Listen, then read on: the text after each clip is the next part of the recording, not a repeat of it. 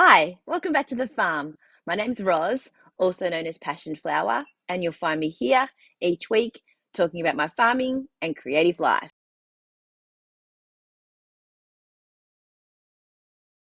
Excuse the very croaky throat this morning. I have taken a hay fever tablet, but it is just so bad here at the moment. We've just had our hay cut, so it is all dry and laying in the paddock, waiting for it to be dry enough to be baled up. So yeah, it's just there's just grass seed in the air everywhere, and it is actually quite horrible. So excuse the voice if it goes in and out a little bit. This will be my last video for 2024, and I will be back probably mid January. I think I said the 12th, if that works out to be a Sunday. So yeah, I'm going to take a few weeks off, have a lovely holiday break, and then come back with news and events for next year. And I'm sure I'll have lots to share from my holiday break as well. Um,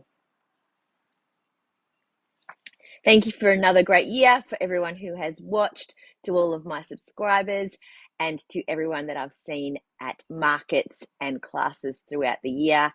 Um, Thank you. Just thank you. I get so much joy out of this. I really enjoy sharing what I am doing and journaling my life here on the farm and my crafting life, and then being able to get out and see you guys in person when I come to a market. So thanks again for a good year. So as I said, the hay has been cut. It was cut middle of the week, and it is now laying out to dry. The guy who is baling up the hay is coming back regularly to check the moisture in the grass before it can get baled. So we're hoping that that will get done in the next week. And it'll be interesting to see how many bales we get compared to last year. It looked a little bit thin, but now that it's cut, it actually looks quite good. So it'll be interesting to see what our yield is. The grass has been growing quite well out here in the area by the shed where I've now shut the sheep out for a little while. Their grass is still actually green in their paddock, but quite short. We put another bale of hay in with them, so they have their bale in their covered shelter thing, some older hay actually in their shed, and another fresh bale as well, so they have plenty of feed. I'm not going to be putting them back out here just yet because I have to fix the fence first. It probably needs a couple of star pickets just to tension back up the section where they've been pushing and standing, just so that there's less space for them to do that, and to provide some tension in the wire. It's actually grown quite well, so they will be excited about the green grass and feed in there. So if we get them in there in the next week or so before it gets too hot and dries out, they'll still get a little bit of green grass from that, which will be quite good. I'm thinking long term, I am going to have to redo the fencing out here, like do some proper fencing.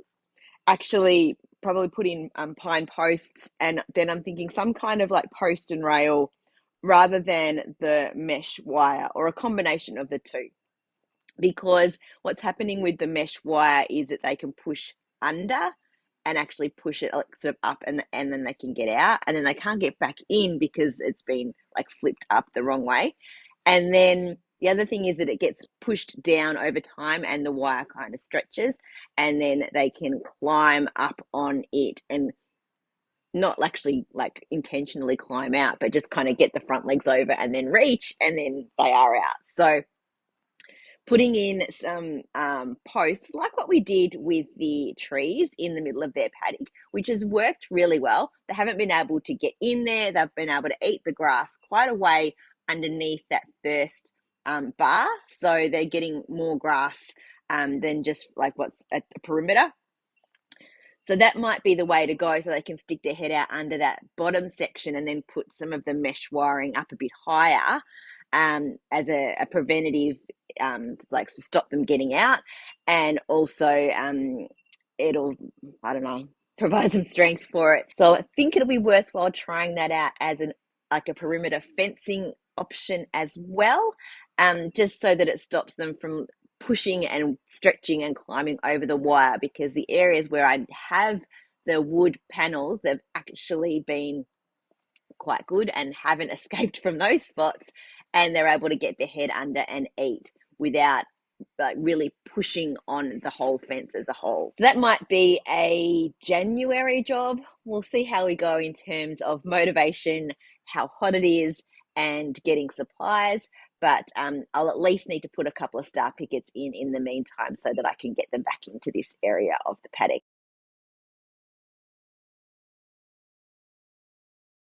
Last Saturday was the All About Fibre and Yarn Christmas market in Templestowe, and it was a really lovely day. We had a tree set up, and all of the stall holders bought decorations to place on the trees. So it was like a contribution from the whole community, and we all put a raffle gift under the tree. And every hour, I think, they drew prizes, and whoever was there at the time and had their ticket, they were able to choose a gift from under the tree. So it was a really good day. I saw so many wonderful people.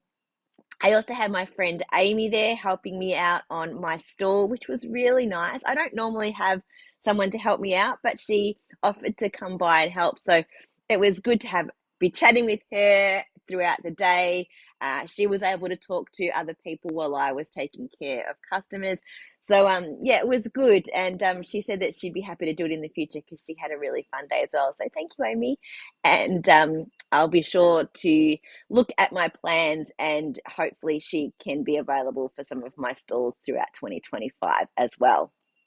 Speaking of stalls of 2025, I don't have any solid plans yet. I have applied for a lot of markets, and I'm just waiting for hearing back on those. And once I'm able to lock some in, I will start to build out the rest of my schedule in terms of classes and other markets. But I wanted to get sort of my key dates locked in first before I went ahead and did anything else.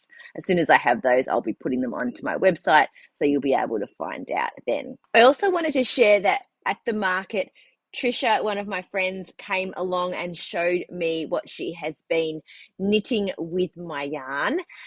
She came to the day I had here at the shed with a group of friends, and she did some dyeing of yarn.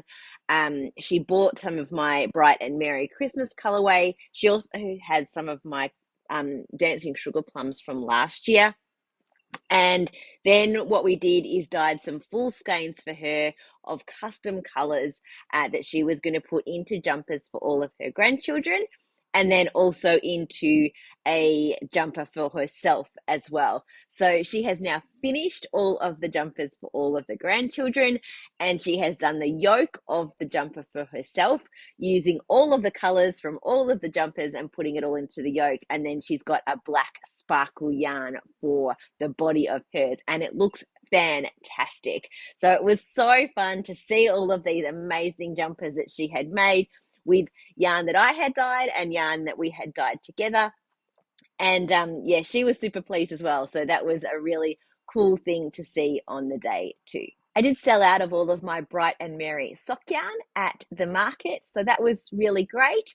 I had some sparkle and some plain sock yarn left, and that all went. I also sold quite a lot of my mini skeins. So thank you if you came along and purchased one of those.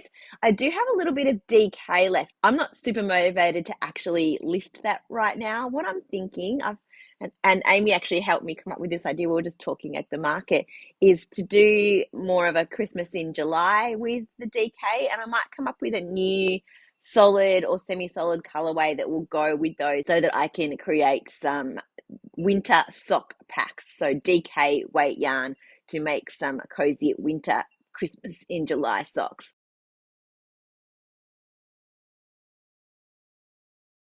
I didn't buy any yarn at the market on the weekend, but I did buy myself a couple of little goodies. I grabbed a little notions pouch from Patel Knits. They had some really beautiful bags. They're really like cushioned and squishy, like lovely. But I just saw these cute little notions bags, and I've noticed that I will grab a project and I will get to doing something and I'll realize that I don't have scissors or a needle or anything like that. I have no little notions pouches. So I'm trying to build up my stash of those and then have one of them with all of the things that I need that can go into each of my project bags. So I was really excited to get that. The other thing that I purchased, and I was so excited to get this, I'd seen it online before the weekend, and it is a desk calendar from Windara Black Sheep. Thank you, Belinda, for the amazing calendar. I'm so excited to have gorgeous coloured lammies on my desk every month for all of next year. So, yeah, that was an exciting one, and I purchased that at the start of the day because I did not want to miss out. I have a finished object this week. I finished my beanie in the old gold colorway in my yarn. Did quite a lot of ribbing on the end, and then it's just a plain knit beanie with the even decreases around the crown. It will fold up. Oh, whoops! I haven't woven in that end yet. The brim folds up, and it's still got a lot of slouch to it, or you can have it down and make it much slouchier. So this is for Seb to go with the socks that I knit him for his birthday. And I still have quite a little bit of that yarn left, so I could do another small project as well. I've also done quite a lot on my Tolsta Tee. I'm really loving working on this project. I'll show you the tag first. It's by Toil and Trouble hand-dyed yarns, and it is on their sonnet base in the Queen of Cups colorway, and this yarn was purchased for me by my sister when she went on a trip to the US. So it's from Salem, and I'll show you the big ball so you can see the color in the ball. So there it is there. So pretty. And I am getting my way through the first ball. Here is my progress. And I just love it. It's coming, the variegation's coming out really beautifully. I'm not um, alternating skeins at the moment. I'm just knitting in the round. I've just split for the sleeves, and I haven't noticed any crazy variation between um, like flashing or pulling so far either, which is great. I probably will alternate for the sleeves, so I'll knit from both ends of this second ball, so that I don't get thicker stripes of the color. So yeah, so this is where I was last week, way up here. So I've done the rest of the raglan increases.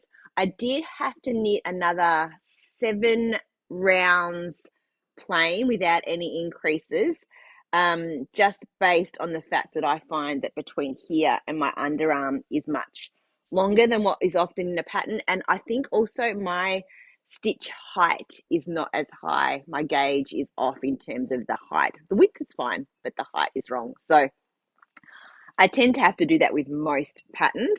So I did add 7 rounds plain. I think what I would do the next time I knit this is the last few raglan increases were done every round.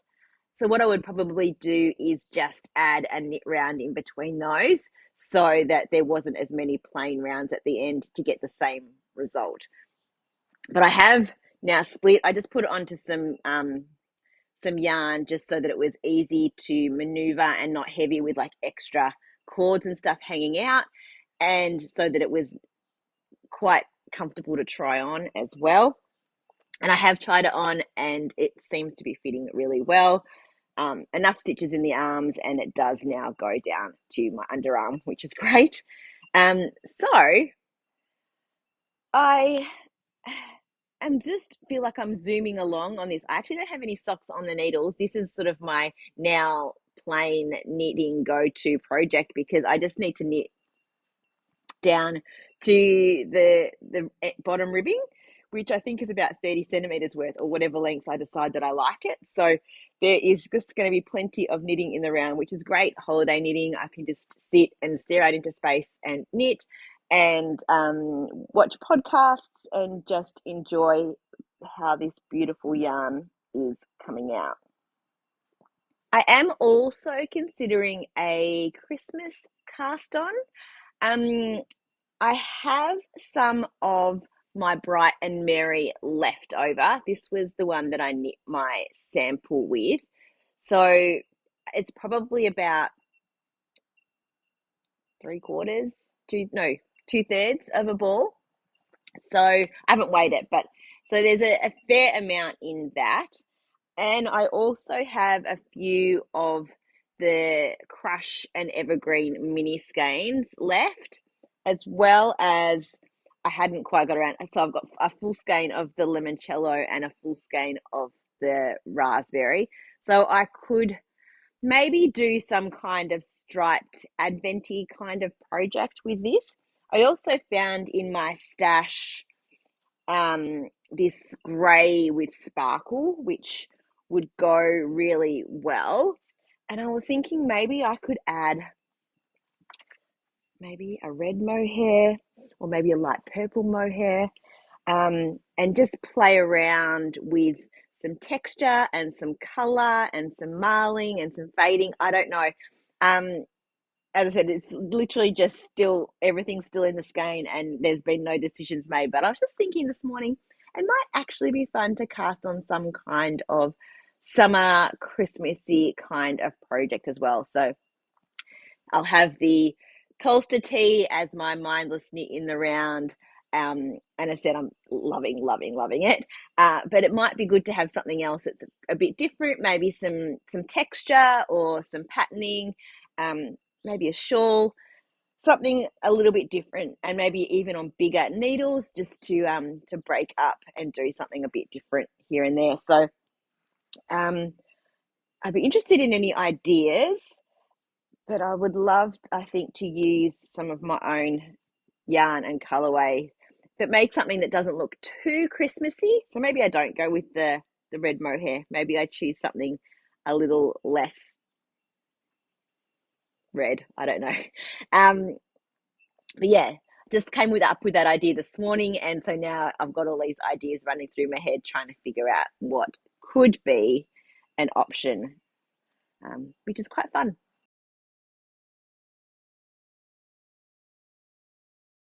So that's it for another week. Thanks for spending some time with me. I won't now be back until January, so have a fabulous Christmas, a happy and safe New Year. I hope you have a great time with your loved ones, and I'll see you next year on the farm. Bye.